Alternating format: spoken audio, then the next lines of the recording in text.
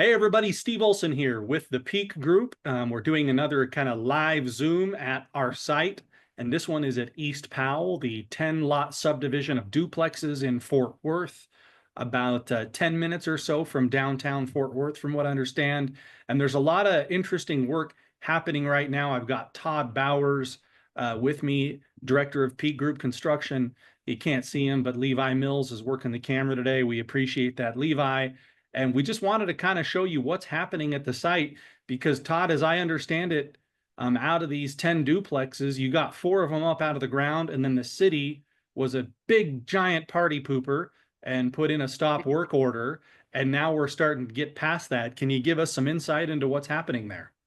Certainly, and Party Pooper is the G-rated version of kind of what I would like to say about the city.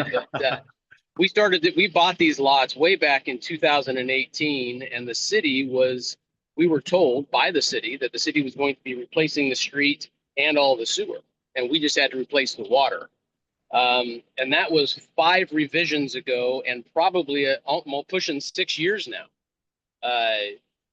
Going back to the city and then just keep asking for more and more and more. And I had no defense. And most people will say, why didn't you just tell them no? Well, because they allowed me to put 4 units up. They gave me the permits. And then they stopped workage when we got to 85% complete and said, hey, now we want you to do the road and the sewer and extend it another 150 feet. So it was just kind of a comedy of errors. But thank God we're here now. We've got the plans approved by the city. You can see behind me the utility company. We've already got the new sewer line put in. They're working on all the stub outs to the units themselves. They've got about another 2 weeks to get the sewer and the water done. And then we'll have 1 week of getting the actual roadway. We're expanding the roadway with curb and gutter and asphalt roads through here to get access to all 10 of these lots. And there's a few more lots smattered in here that other people own as well. So this community, once we get all that done, this community is really going to flourish. I like the setting. It's kind of set off the main road. We've got good trees. It's kind of a destination. We always thought this would be a very good investment opportunity for our investors. So the 4 units that we have vertical right now, we have gone in due to some vandalism over the past 5 years, and we've taken out the drywall. We've taken out the plumbing. We've taken out the electrical. And it's all rewired, all replumbed. The drywall and paint will probably start up again next week. We're trying to coincide our finish point on the 4 units right when the roadway gets done. So when we get COs on the road, we can go straight into getting COs on the buildings themselves, and then to start the buildings on the last 6 lots.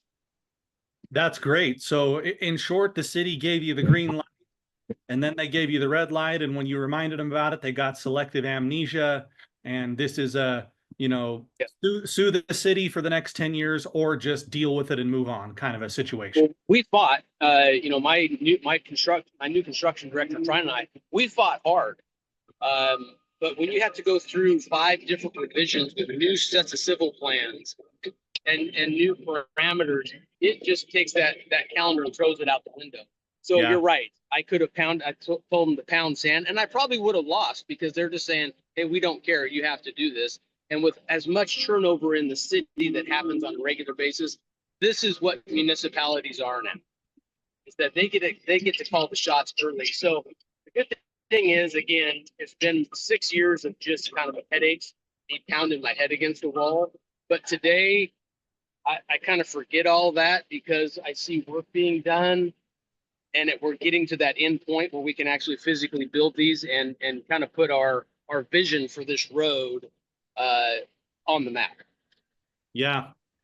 Well, the maddening thing about that is that the politicians will complain about housing is not affordable and greedy developers, and then the municipalities will do what you just said. And I mean, what can you say?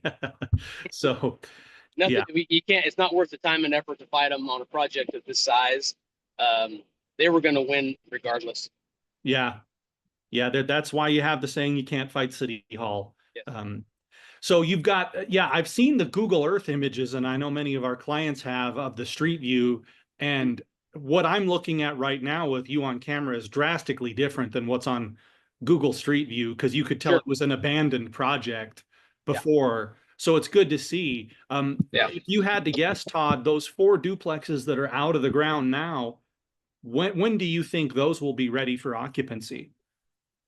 Let's see here. We got the heating and cooling guy showing up this afternoon to replace the units inside. We're looking at CO on the road at probably the end of this month, maybe the first week in October. So I'm hoping that middle of October, the duplexes will be ready for occupancy. That's great.